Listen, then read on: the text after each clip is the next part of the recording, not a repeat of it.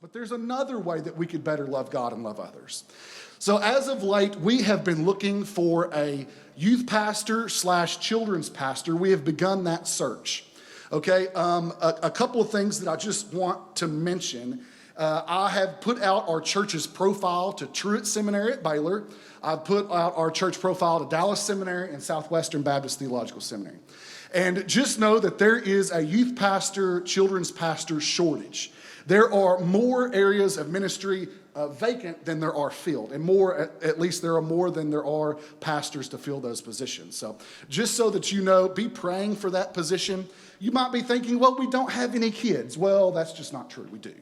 We do have kids. We have kids here who are worth the investment to find somebody who is called, committed, and qualified to minister to these kids.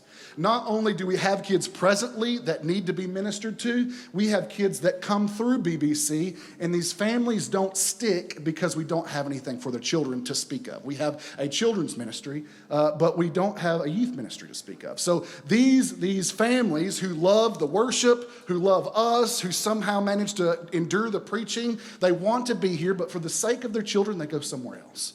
And so this is just another way that we can love God and love others in finding the right people. Another question you might be thinking, well, how in the world are we going to pay for this? Another salary, another full-time salary.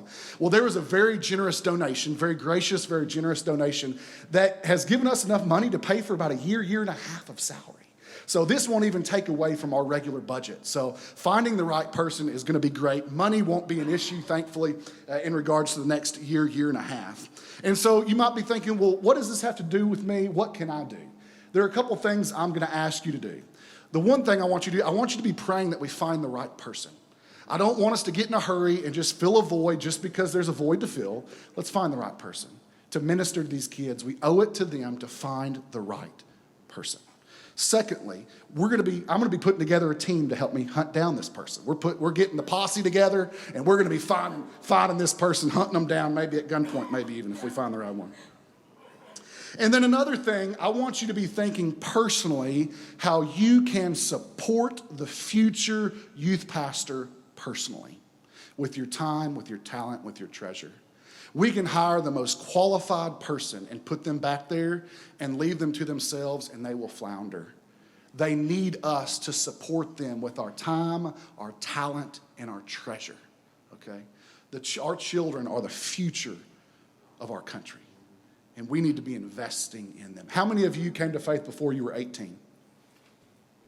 That's why we need to invest in them. That's why we need to invest. So be praying those things.